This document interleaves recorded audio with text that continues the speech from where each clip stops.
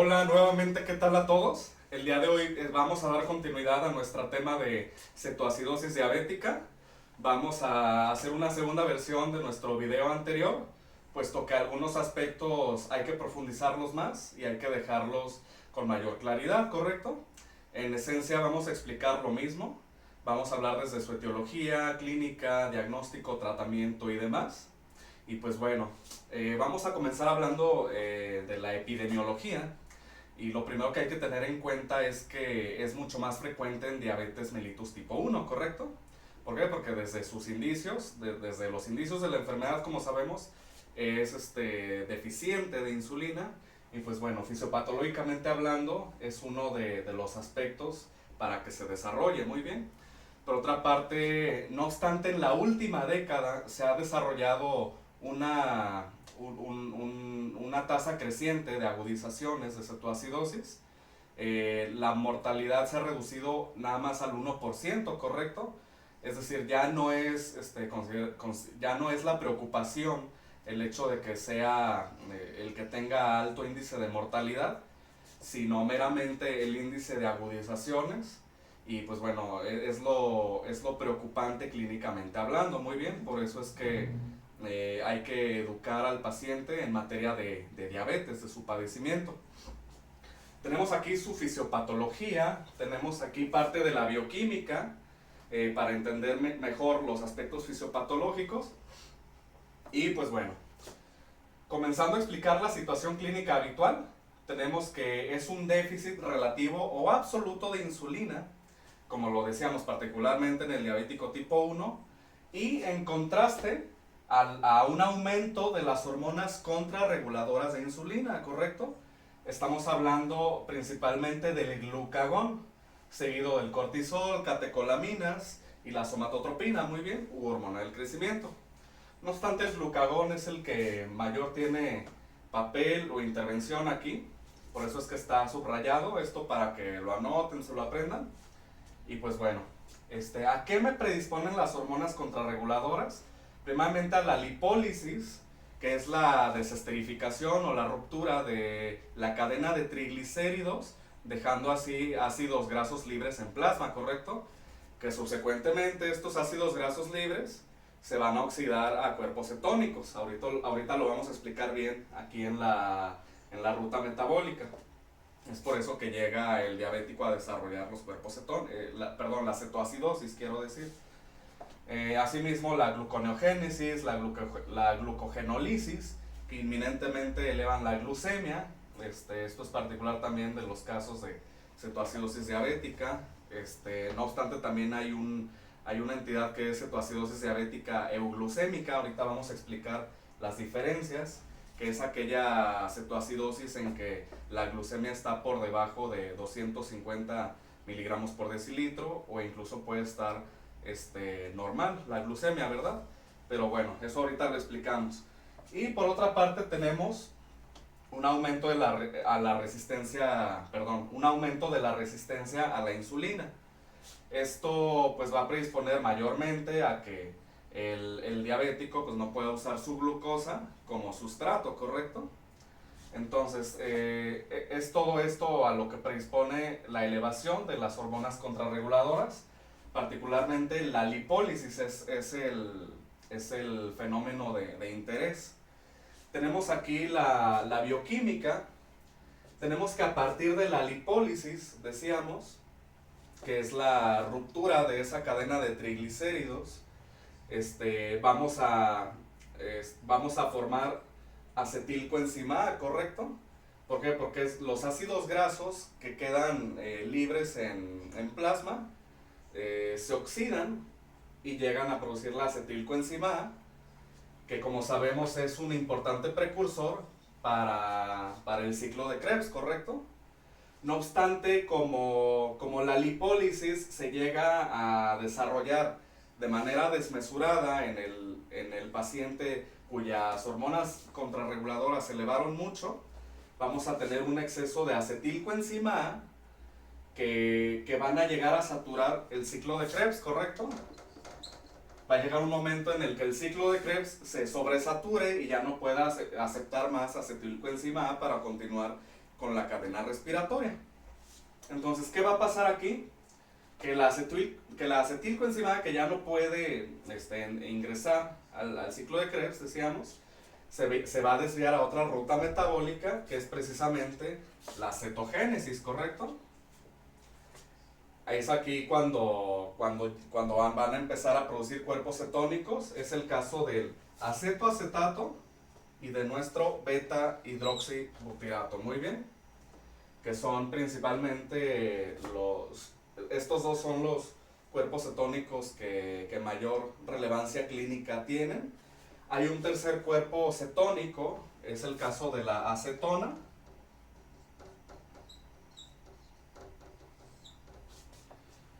Y la relevancia, clínicamente hablando, de la acetona es que se trata de un producto volátil que el paciente va a excretar por medio de la respiración, ¿correcto? Por vía pulmonar. Semiológicamente hablando, es por eso que muchas veces el paciente con cetoacidosis llega a manifestar un aliento afrutado que no me anuncia otra cosa más que la presencia de acetona y por ende de los demás cuerpos cetónicos, muy bien, es decir, de una cetoacidosis. ¿Por qué? Porque la acetona es un producto metabólico del beta hidroxibutirato. Entonces, el aliento afrutado ya me da para inferir que se trata de una cetoacidosis.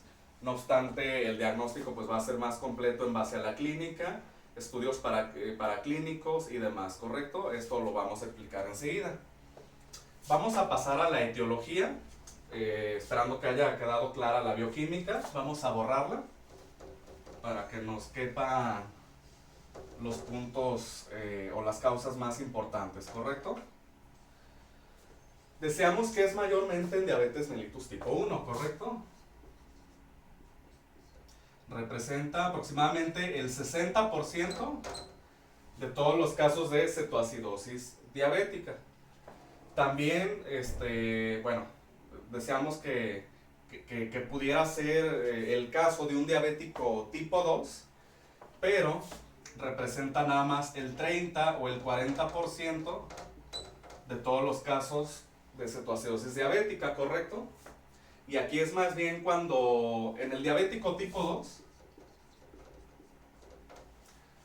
lo desarrolla cuando hay una patología subyacente, generalmente, que le conlleve a un estrés físico considerable y que por tal estrés físico se eleven sus hormonas contrarreguladoras. Hablamos de entidades desencadenantes como lo es un paciente politraumatizado, un paciente con accidente cerebrovascular, un paciente con infarto agudo de miocardio, una infección extensa, una sepsis, etcétera, etcétera. Todas estas entidades que puedan causar un gran estrés físico considerable para que en el diabético, se eleven sus hormonas contrarreguladoras y pues lo induzcan a los mecanismos propulsores como es la lipólisis, la resistencia a la insulina y demás. Muy bien. Por otra parte, bueno, hablando de estas causas subyacentes, vamos a pasar a las que son más directas. Tenemos primeramente el mal uso de la insulina, esto particularmente pues en el diabético tipo 1, ¿correcto? Mal uso de insuloterapia. Esto viene dado primeramente por factores socioeconómicos. Tengamos en cuenta que muchas veces cuando el diabético no recibe su insulina por parte del sector salud u otras instancias de seguridad social, llega a ser muy costoso la terapia con insulina. Entonces muchas personas o muchos pacientes que pertenecen a un estrato socioeconómico humilde, pues no tienen la posibilidad de adquirirla o de dar un buen seguimiento, ¿correcto? Posterior a esto vienen algunos preceptos socioculturales, como lo es el que la insulina los va a engordar, que la insulina los va a hacer más predispuestos a enfermedades más graves, por ejemplo, o que el hecho de ponerse insulina ya les va a hacer la diabetes más grave o más crónica. En sí, esto estadísticamente se ha visto. Y pues bueno, partiendo de aquí, es importante por tales razones que el médico tratante brinde una buena asesoría, una buena información y una buena educación en diabetes para prevenir que se compliquen por estos aspectos, ¿correcto? Por otra parte tenemos factores como el ayuno prolongado, dietas hipoglucémicas,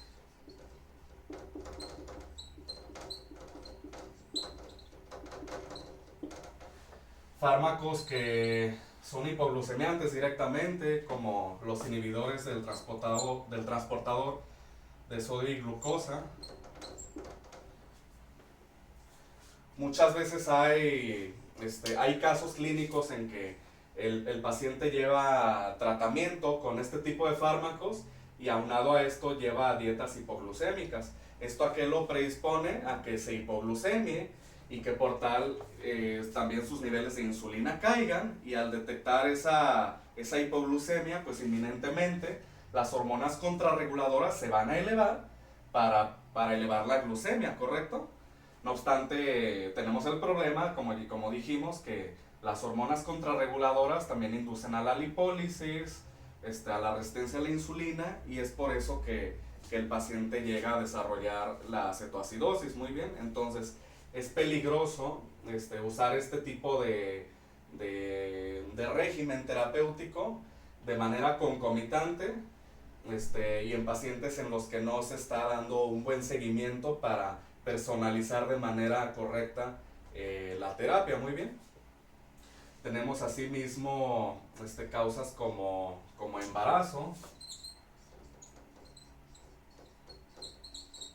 en que también hay un desequilibrio, perdón, entre la insulina y las hormonas contrarreguladoras, etcétera, etcétera, ¿correcto? Estamos enumerando las más importantes, también contando las causas subyacentes, como ya lo dijimos. Y pues bueno, vamos a pasar a la clínica de la cetoacidosis, ¿correcto? A las agudizaciones. Vamos a borrar un poco la parte de la fisiopatología para que nos quepa. Muy bien. La clínica va a estar definida por una triada de 3 polis, ¿correcto? La polidipsia, poliuria y polifagia. Muy bien. Estas dos primeras es por la diuresis osmótica que se eleva en el paciente con cetoacidosis, ¿correcto? Es decir, se está deshidratando y por tal el paciente desarrolla sed excesiva, que es la polidipsia, la poliuria, que es la orina excesiva, la diuresis excesiva, y la polifagia viene precedida porque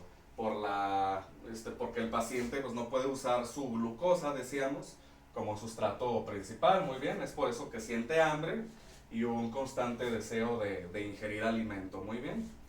A esta triada se le agregan más síntomas que si bien son comunes, no todos los pacientes llegan a presentarlo, es decir, es más individualizado, ¿correcto? Tenemos, por ejemplo, la respiración de Kussmaul, que se trata de una taquipnea, ¿correcto? El paciente empieza a respirar profundo y rápido, a inhalar y a exhalar de manera profunda, rápida. Esto como método compensatorio a la acidosis metabólica. ¿Por qué? Porque de esta manera se alcaliniza el paciente. Al momento de estar excretando mayores cantidades de dióxido de carbono, inminentemente se va a alcalinizar, pero esto tiene un efecto contraproducente, porque al momento en que el paciente está exhalando con mayor profundidad y fuerza, por ende va a perder más agua, se va a deshidratar más. Y pues bueno, esta deshidratación se va a aunar con la diuresis osmótica excesiva que está desarrollando el paciente. Es por eso que siempre, absolutamente siempre, el tratamiento de primera línea, incluso antes de confirmar al paciente, con que me esté dando la clínica presuntiva, yo voy a proceder a hidratarlo y ya posteriormente a confirmar con la clínica agregada y los estudios paraclínicos. Muy bien. ¿Para qué? Para no perder tiempo y evitar que el paciente me caiga en un shock, ¿correcto? Por otra parte tenemos la sintomatología abdominal, como lo es el dolor abdominal. Tenemos también emesis. Y estos dos pues, son muy importantes a la hora de hacer un diagnóstico diferencial de un abdomen agudo. Muchas veces se llega a confundir. Pero ¿por qué suceden estos síntomas? El dolor abdominal viene vinculado al íleo que desarrolla el paciente por los desequilibrios hidroelectrolíticos que desarrolla, particularmente las alteraciones del potasio. Es por eso que llega a desarrollar íleo el paciente. De ahí el dolor abdominal. Y la emesis, pues sabemos que la acidosis como tal, los ácidos estimulan el centro del vómito y es por eso que vamos a ver un paciente con náuseas y con vómitos. Muy bien. También podemos tener un paciente con desorientación. Esto pues por la propia hipovolemia. Y decíamos que es muy particular también el aliento afrutado, muy bien. Entonces, clínicamente hablando, con esto voy a hacer mi diagnóstico confirmativo, pero lo más conveniente pues iba a ser confirmar con los estudios paraclínicos, ¿correcto? ¿Por qué? Porque decíamos, muchas veces una pancreatitis u otro abdomen agudo se puede confundir con esta sintomatología, ¿correcto? De igual manera, puede ser que todos estos parámetros o todos estos signos no estén del todo claros o no sean muy contundentes y haya la necesidad clínica de confirmar con los estudios laboratoriales. Muy bien. ¿Cuáles van a ser los más importantes? Ahora vamos a borrar de este lado. Muy bien. Vamos a hacer primeramente la gasometría, que no es importante que se haga gasometría arterial, ¿correcto? Vamos a recurrir a la venosa. ¿Por qué? Porque no me interesa ver el oxígeno. Lo que me interesa ver es el pH, niveles de bicarbonato, los electrolitos para el cálculo de la brecha aniónica o anion gap. Y pues bueno, generalmente vamos a ver un pH por debajo de 7.3, muy bien. O sea, un pH ácido, muy bien. Vamos a ver un bicarbonato por debajo de 18. Y en base a todos los electrolitos junto con el bicarbonato, vamos a calcular un anion gap mayor a 12, ¿correcto? Miliequivalentes. ¿Cómo vamos a calcular el anion gap? Junto con los otros electrolitos, es decir, generalmente nada más se puede hacer con el sodio más el bicarbonato, menos el bicarbonato y el cloruro, pero podemos también meter el potasio, ¿correcto? De esta forma nos quedaría el sodio más el potasio menos el cloruro más el bicarbonato, muy bien. Es decir, la diferencia entre cationes y aniones, que en casos de una acidosis metabólica me va a dar un parámetro de mayor a 12 miliequivalentes. Muy bien. Esto es en esencia, ya con esto, pues, sumado a la clínica, pues voy a hacer mi diagnóstico confirmativo de cetoacidosis, ¿correcto? No obstante, decíamos, si por alguna razón yo quiero confirmar, si mi juicio clínico así lo determina, o si la situación clínica lo determina porque por alguna razón algún parámetro sigue sin ser contundente, voy a recurrir ahora sí a la toma de cuerpos cetónicos en suero y en orina, ¿correcto? La cetonemia y la cetonuria. Ya ahí, pues, obviamente me va a salir el beta hidroxibutirato, el acetoacetato, y ya no hay más que confirmar una vez me salen elevados esos parámetros. Muy bien. Vamos a pasar ahora al tratamiento. El tratamiento, no obstante, es un estándar que casi año con año se actualiza por la American Diabetes Association. No deja de ser muy también individualizado de acuerdo a la situación clínica de cada paciente. Decíamos, lo primero absolutamente es la hidratación, ¿correcto? La reposición de líquidos para evitar que el paciente me caiga en un shock hipovolémico. Muy bien.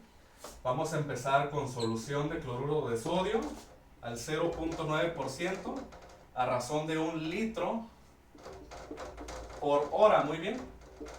Esto durante la primera hora.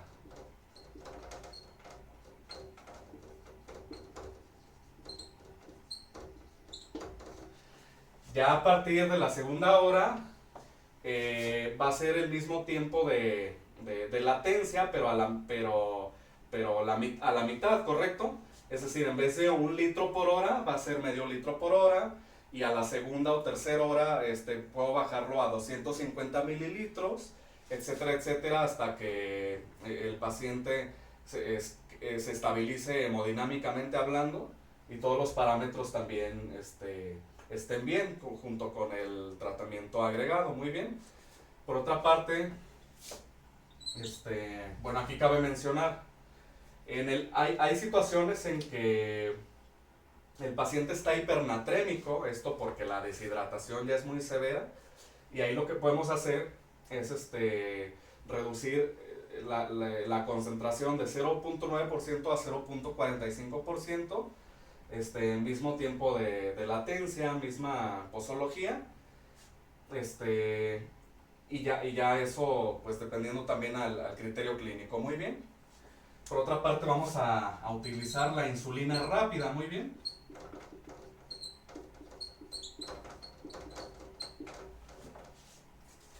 Cabe mencionar que la insulina no la vamos a aplicar sino hasta corroborar los niveles séricos de potasio. Si el paciente está muy hipocalémico, generalmente abajo de 3.5 o abajo de 3.3, pues primeramente vamos a agregar potasio, o vamos a agregar el potasio junto con la insulina. Esto ya dependiendo de la clínica, comorbilidades y del juicio clínico también. ¿Por qué es necesario antes verificar el potasio y reponerlo respectivamente?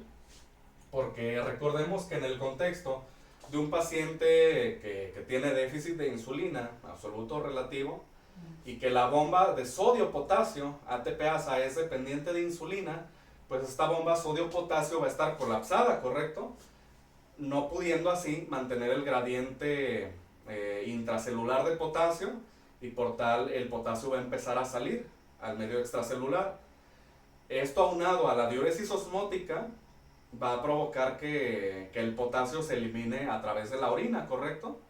Entonces, si yo le pongo al paciente hipocalémico la insulina, se va a reactivar la bomba de sodio y potasio, y por ende los pocos niveles de potasio que hay a nivel extracelular van a pasar al nivel extracelular ya, y va a dejar mucho más hipocalémico al paciente todavía, pudiendo así producir alguna arritmia, paro cardíaco, en sí secuelas cardiovasculares graves, ¿correcto? Por eso es importante primero corroborar el potasio y reponerlo en caso de que esté muy bajo. Muy bien. Asimismo, bueno, esto es en esencia la hidratación y la insulina. Podemos también agregar el bicarbonato para alcalinizar al paciente. No obstante, la American Diabetes Association en su guía clínica vigente nos dice que el bicarbonato no es necesario a menos de que la acidosis esté muy grave, que el pH esté por debajo de 6.9, ¿correcto? Esto nos dice la guía clínica, que si el pH está por arriba de 6.9 igual a mayor, va a tener con la pura insulina, para que se alcalinice por sí solo y logre su homeostasis. Muy bien. Y por otra parte, los electrolitos, esto ya en función de la alteración de cada uno, en la gasometría, depende de cómo la pidamos, pero generalmente también nos arroja los niveles de todos los electrolitos. Generalmente los que se alteran son el sodio y el potasio, ¿correcto? Son los que vamos a corregir. Pero por alguna razón también pueden estar alterados el calcio, el magnesio, el fósforo y demás. Y pues por eso hay que revisar bien, y en caso de que haya un riesgo clínico porque estén muy alterados cualquiera de los electrolitos, pues reponerlos. Muy bien. En base al tratamiento, ¿cuáles van a ser nuestras metas?